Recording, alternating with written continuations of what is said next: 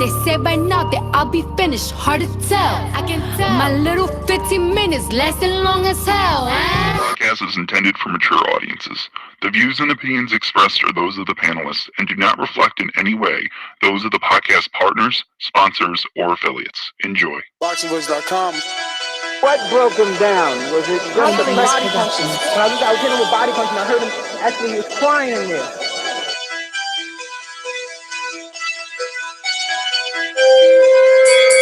You were saying your big was crying when you hit him? Yes. When did that happen? And perhaps the fourth round on. ThaBoxingvoice.com. So that you knew you had him by that Absolutely, time. but I knew he was tough and taking those punches. Quality Beyonce Productions.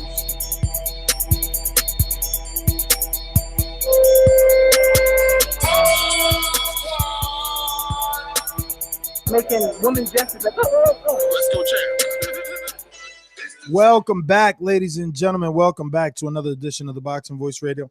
Hashtag TBV podcast, wherever hashtags are used. I am your host, Nestor Gibbs, and we're back to discuss Luis Ortiz, the King Kong boogeyman. Is he a boogeyman? Are people really scared of him? Is this a top 10 opponent that he's going to take on the Wilder Fury undercard? Do you guys like this? Do you dislike this? That's what we're here to discuss. You know the number to call in, 1-425-569-5241. Press 1 time. Voice your opinion right here on the Voice of the People hotline. Once again, we're talking Luis Ortiz, nearly finalized versus Travis Kauffman for the Wilder Fury undercard December 1st on the televised portion of it. Do you like this? Do you dislike this? That's what we're here for. ThaBoxingvoice.com.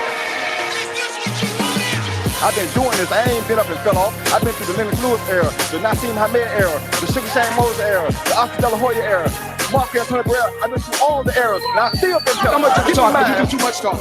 The thing is this. People want their subjective preference to be the objective reality. HBO needs to fire you. You don't know shit about boxing. ThaBoxingvoice.com. Yeah, I'll make my intro real quick. It's pretty plain and simple. Is this everyone ducking King Kong Ortiz, or Ortiz just out here getting these small little tune-up fights, or not wanting to fight Dillian White, or I don't know. We'll just spin the narratives all different directions, but that's it.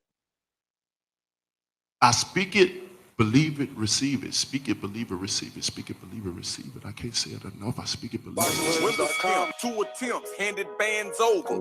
Sicko hit, shot and miss, 2 to stand over. Turn up. Breadwinner, huh? Look who in the building. Let me check my Instagram. I might be at 1 million. And I'm in. ThaBoxingvoice.com. Baby, we back with another one. Boxing Voice. You know how we do. Luis Ortiz, Travis Kauffman. I mean, you know, I'm not really excited, but to have him back on the undercard would be great for the card. You know what I'm saying? Wilder opponent Ortiz, who kind of had Wilder days, is on the undercard along with Hurd. So I mean, it's turning out to be a good card, but I can understand why they picked Travis Kauffman. Well, Mike, don't forget Chris Ariola's also on the undercard. But he's on the not televised portion, right? That's right. Ron, what's going on, brother? How was work? You know, it was pretty fun, long. You know, California traffic is never the funnest thing to drive through, but I made it. I survived. No accident. Damn, I mean, shout out to your job. He said work was fun. That's cool. I mean, I thought I was the only one that gets to say things like that. But so what are you thinking, man? What was your immediate reaction? I mean, Travis Kauffman, you know, it's funny that this even came to light because me and Mike knew about this while we were out in the Wilder camp. You know what I mean? One of the sparring partners actually got called about coming into camp for this fight. They're going to be holding camp for the Travis Kauffman camp in Texas. And one of the sparring partners were contacted to see would they be a sparring partner for Travis Kauffman to prepare him for Southpaw. They didn't want to say who, but it was easy enough to guess. Yeah, my first reaction to this, I mean, of course, just like every boxing fan, I mean, Travis Kauffman's not even ranked in top 15 in all the sanctioning bodies. So he's actually 64 on BoxRec. Damn. Oh my god. So yeah, I'm gonna immediately just say, yo, I wanted to see King Kong fight top 10 names. Someone that we've been talking about a lot would have been the dream. Dillian White would have been great. So at this point, this either has to be a tune-up fight or like there's something else, being brewing for him to maybe get in the future. Because I don't hear anything about failed negotiations or people adamantly wanting to get the fight outside of the Dillian White situation. And that's where I was going to go with it, because Dillian White was offered the opportunity to be on this pay-per-view, and he obviously counter-offered with an opportunity for Lewis to be on his December 22nd, and then no contract came for that. So are we to fault Luis Ortiz? Should he be able to say, look, you're Al Heyman, get me a top 10 opponent? Because it's not really Lewis's fault that Dillian White said, no, I don't want to fight on the Wilder undercard. But I still say it's Lewis's fault that he's not putting his foot down, because you got guys in the chat like, oh, here goes Luis Ortiz again, another fighter that's not in the top 10. I mean, but you can't really say that he can put his foot down because they are on a Wilder Fury card where it's rumored that both guys got upwards of $10 million. So with that being said, you got to kind of cut costs by paying Ortiz what he's worth, but also bringing in a opponent that doesn't demand that much money also. And also, man, Travis Kauffman, last 3 fights, he got a TKO win against somebody that I never heard of. He lost a majority decision to Amir Mansour, and he beat a guy by a majority decision his last fight. I mean, he technically had a split decision. Scorsese, fucking let him fight Amir Mansour. Let King Kong fight Amir Mansour. Well, Amir Mansour is coming off of a loss. I mean, yeah. I know Travis Kauffman.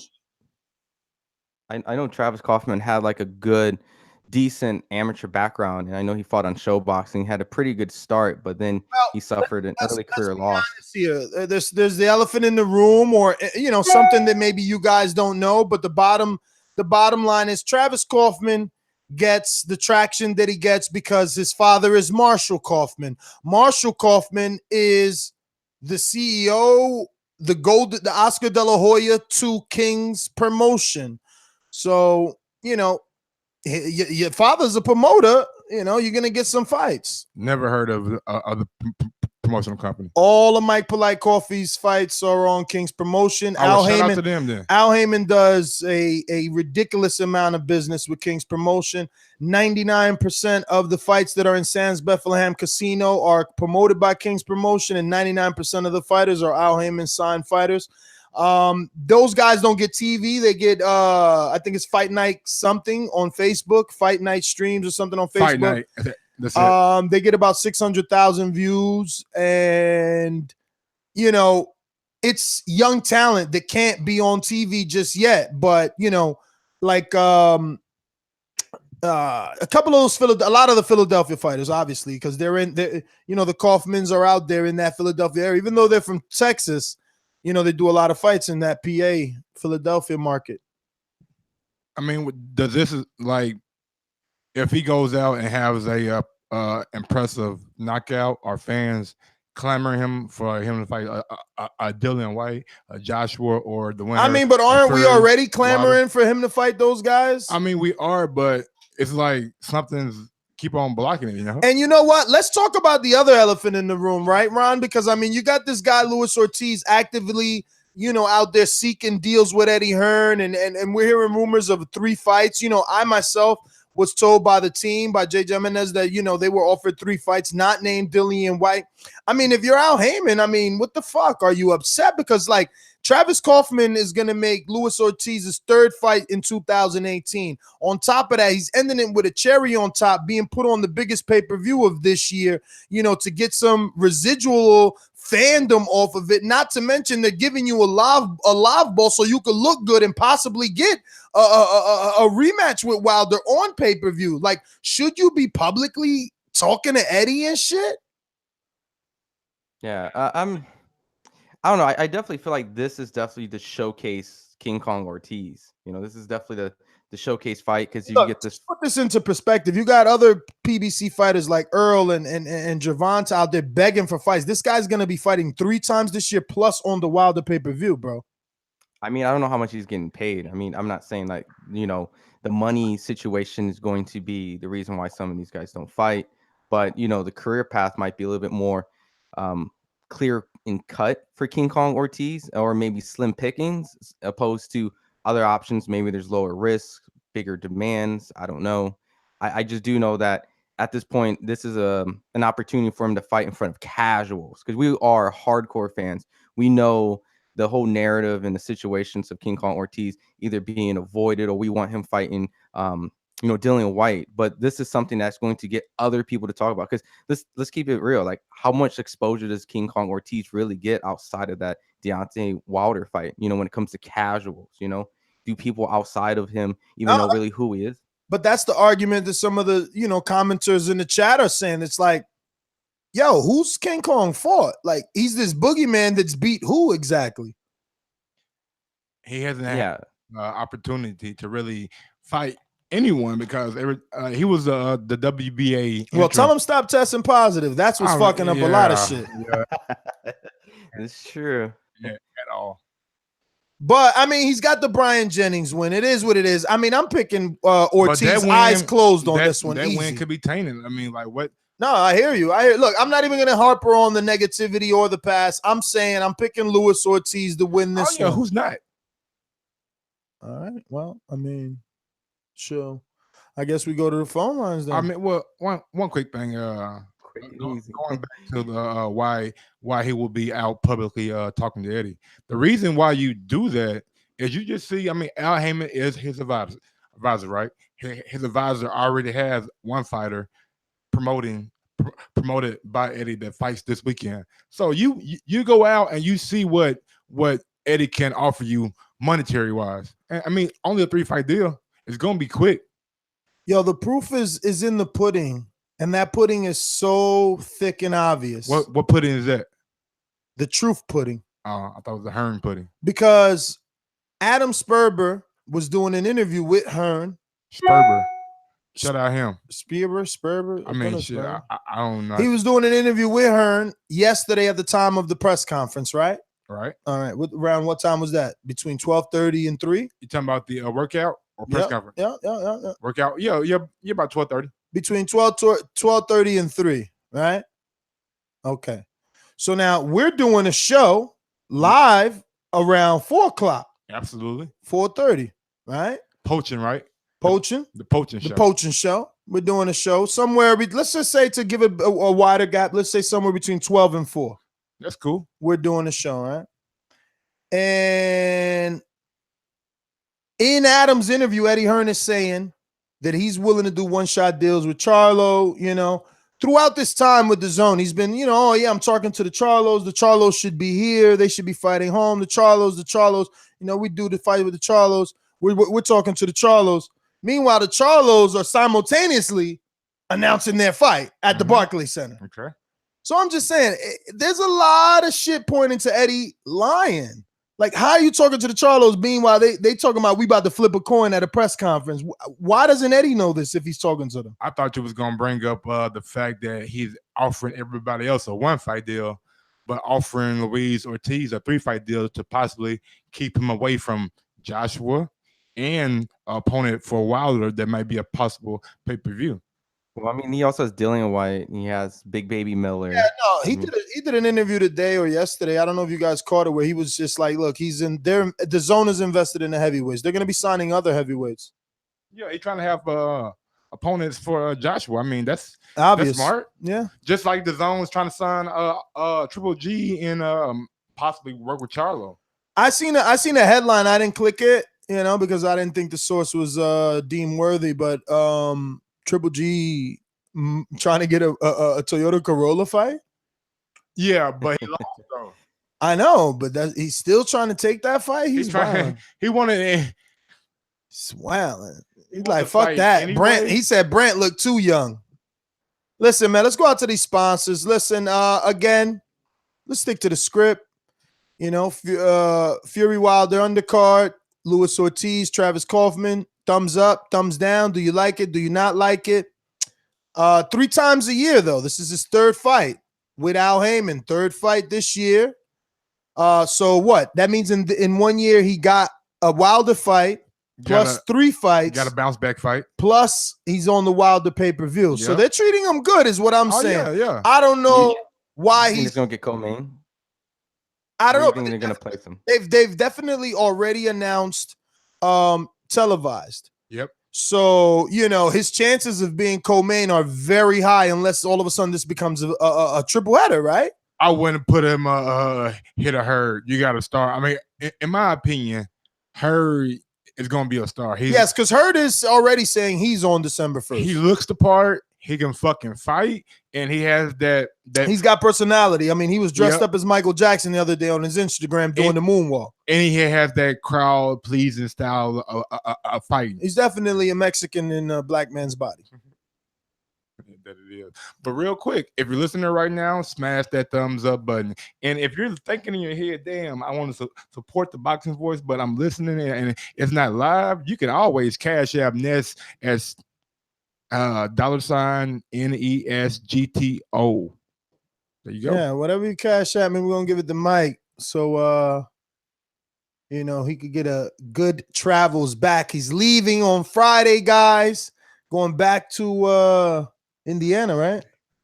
Oh, he pushing it. He might have got a hit on Tinder. Looking like a right swipe on Tinder. Let's go to the sponsors.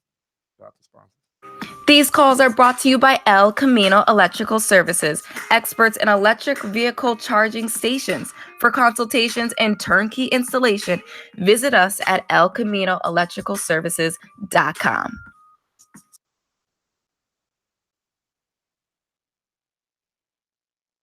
All right. Looks like we got a first-time caller. Maybe. No, it's not. It's Jay from Orlando. What up, Jay? Jay, you call in. What's going on? You barely call in. That's why that number looks foreign. Dang, I called in yesterday. I was on your show yesterday. It was just you and Mike.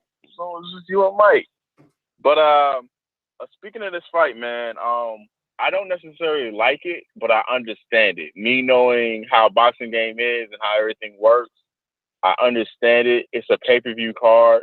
I mean, I don't know if you guys know like who Jared Hurd is rumored to be fighting. Like the guy he's never supposed to be fighting. I never even heard of the guy. So, it's just a pay-per-view card. All of these are gonna be showcase fights. They're all gonna be knockouts. You got Joe Joyce, you got Luis Ortiz, and you got Jared Hurd on undercard. All 3 of those is gonna be knockout fights. So I mean, I understand it. I know why they're doing it. I wish it was something bigger. I mean, maybe, hopefully, I'm trying to, put 2 and 2 together. I know that they're saying after this, Jared Hurd's next fight is supposed to be the Charlo fight. Maybe after this, since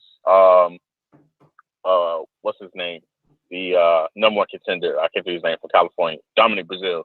Maybe Luis Ortiz gets Dominic Brazil next year with the new Fox and the new Showtime deal. Hopefully that happens. But overall, I don't like the fight. I don't like Travis Kauffman. I wish there was somebody else that, they could have brought in, but I mean, all the other PBC guys that are like around that thing, like they all came off a loss. I mean, Cyril just got knocked out in Russia to somebody that's 5-0. And then you got Gerald Washington, who I don't even know if he's had a comeback fight since he's lost. So I mean, I just understand it like what it is.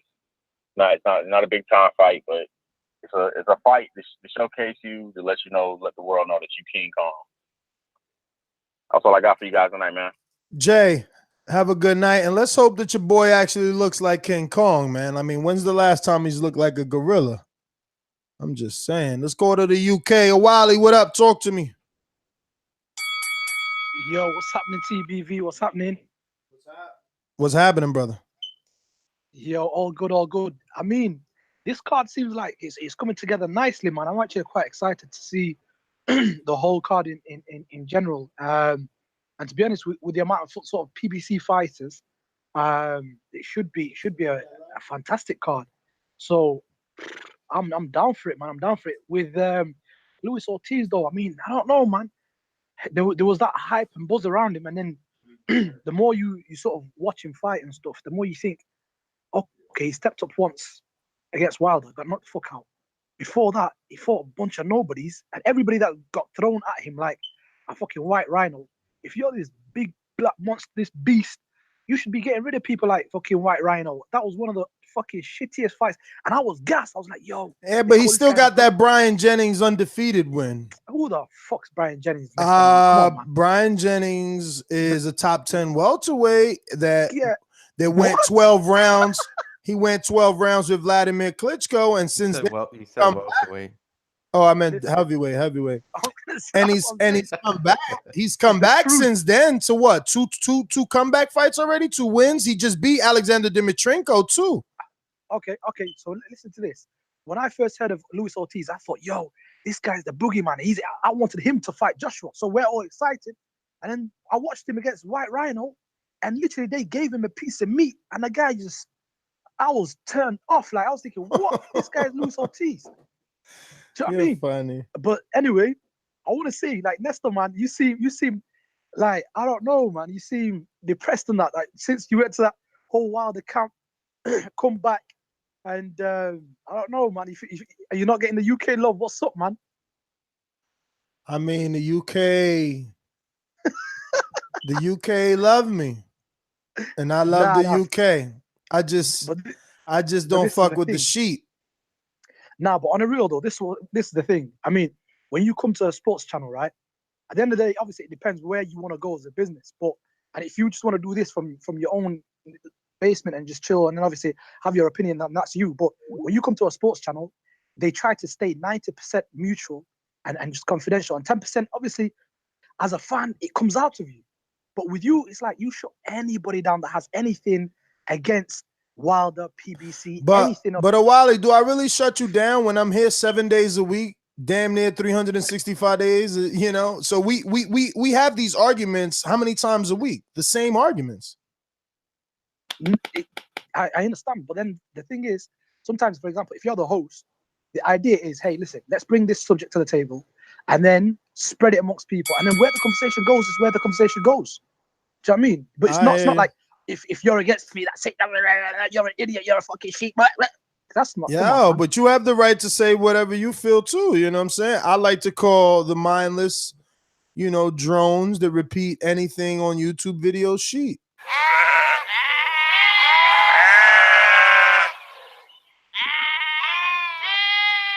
Donald, Richmond, California. Hold on, let me turn my Bluetooth off. Hello? Yes. Hello?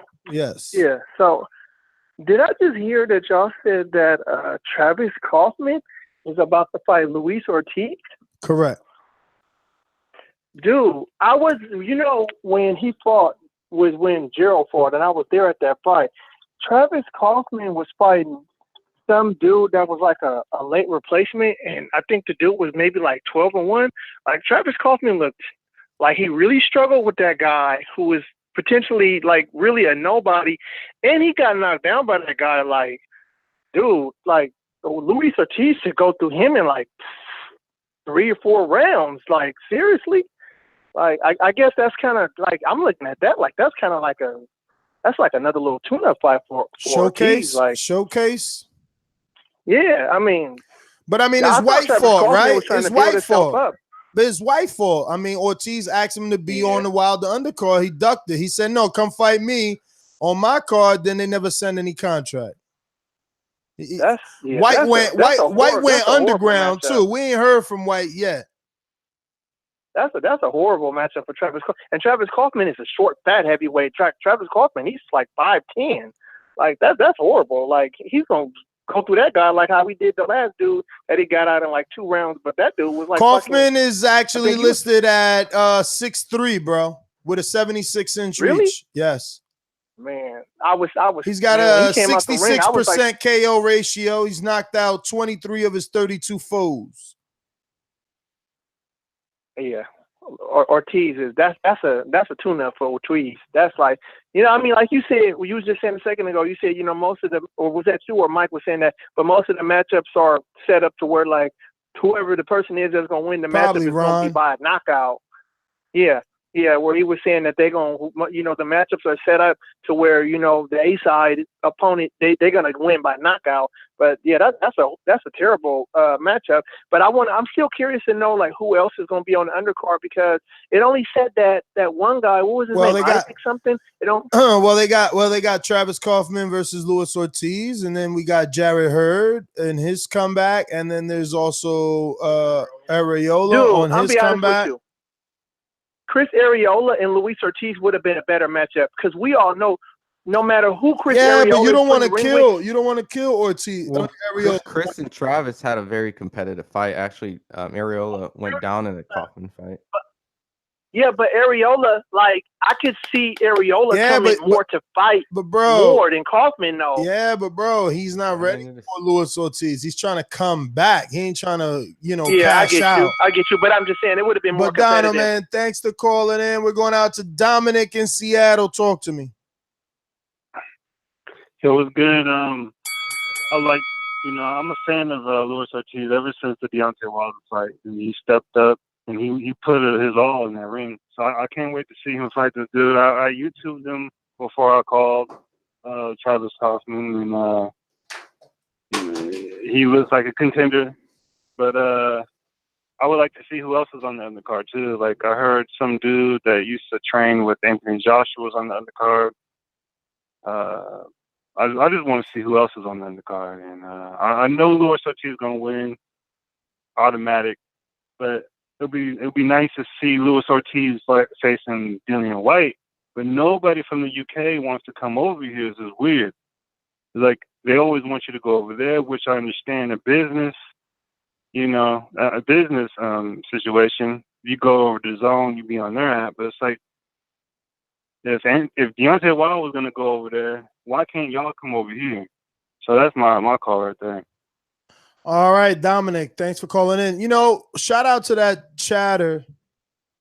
He said that this undercard is nothing like the undercard that was rumored, and that's true. But that's what happened, man. That undercard that was rumored was a fucking was too good to be true. That shit was. You know what this undercard reminds me? It kind of like how they treated the Triple G and Canelo undercard.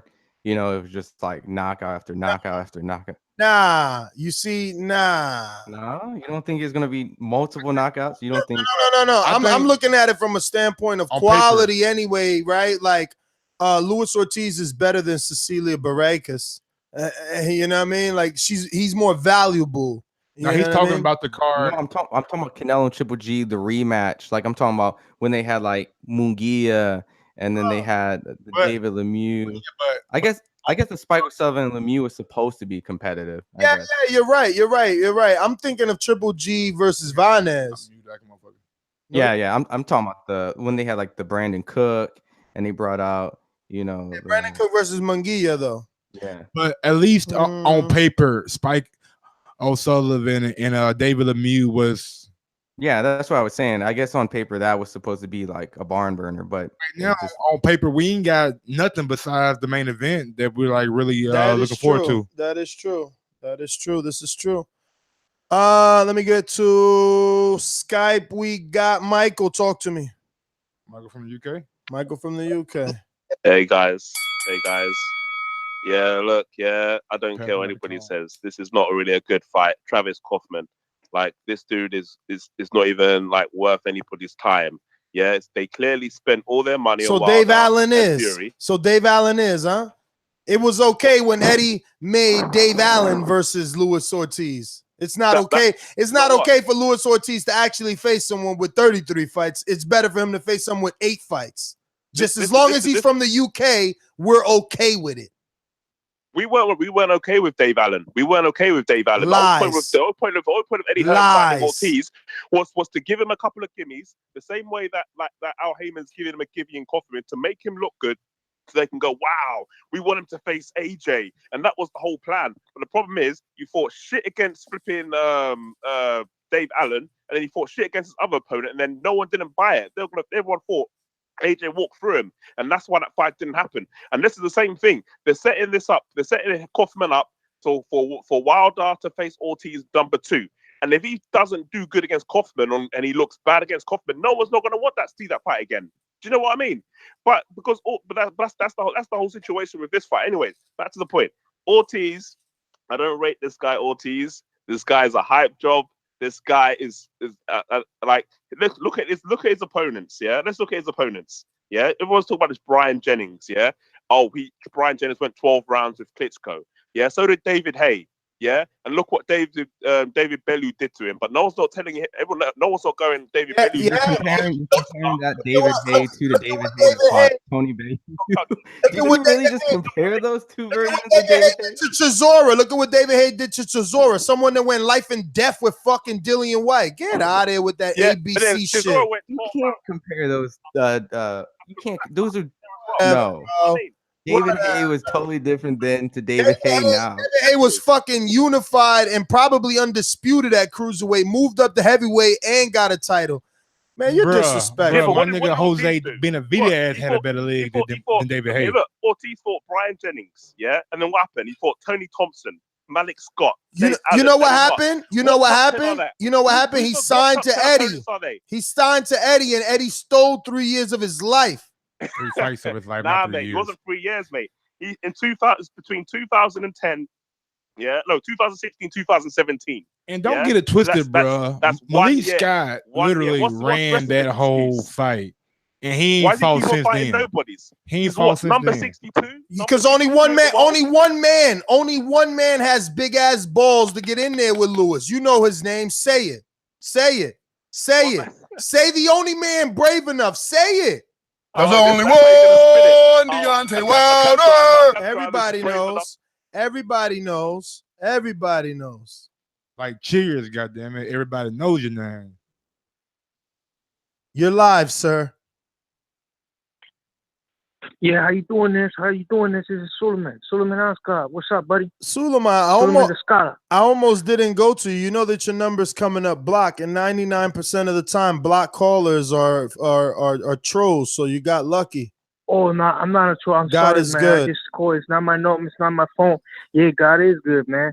Yo, so yeah, man. So I don't know why everybody's dissing Travis Kauffman. Travis Kauffman got a good boxing style, man. You know, they got opportunity. Also, we're gonna see as a barometer fight because he could be shot for, man. He just fought the Alabama Avalanche, man, and got dropped. Okay, and he was the only one brave and courageous enough to fight Luis Ortiz on come up because guys were stealing away from him clearly after he knocked out Brian Jennings. So, plus his performance was not that bad. He gave his all. Okay, so we want to see if he's ring worn. We want to see if he still got the skills at that age. I mean, and maybe later on, after they could match him with Alexander Povetkin. You know what I'm saying? That'd be a good clash of two big, hardcore punchers. You know what I'm saying? So this is a pretty good fight. It's a pretty good barometer fight for the present time. And it was made, and it's keeping the guy busy. You know what I'm saying?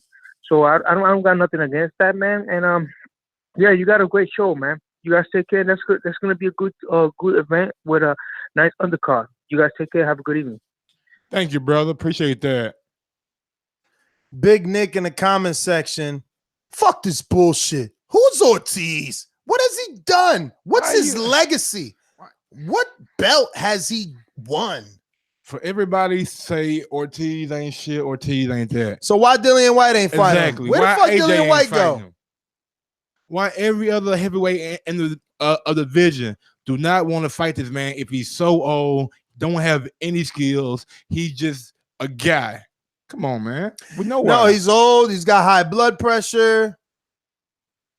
To be honest, someone really just needs to fight him because I understand the narrative, like his resume isn't thick, but in that case, you can go back and forth, but he needs to fight somebody until someone wants to step up and want to take the fight. Like, I just don't understand. Like, this is a great opportunity for you to build your profile because this guy has a lot of hype on him. Yeah, because allegedly he's a boogeyman, but he's also like 58 with high blood pressure, you know, and a fake passport and birth certificate. So it's like, shoot your shot, B. You know, knock out grandpa and get the I don't know.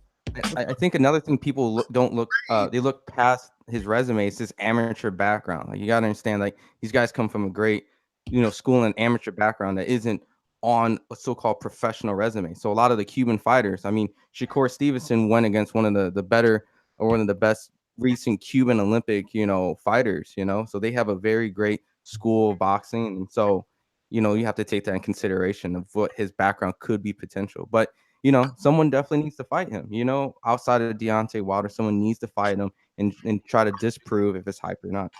Ain't nobody got the nuts for that, bro. Nah, they don't. They gonna call him a dirty drug cheat, old man, beating bum.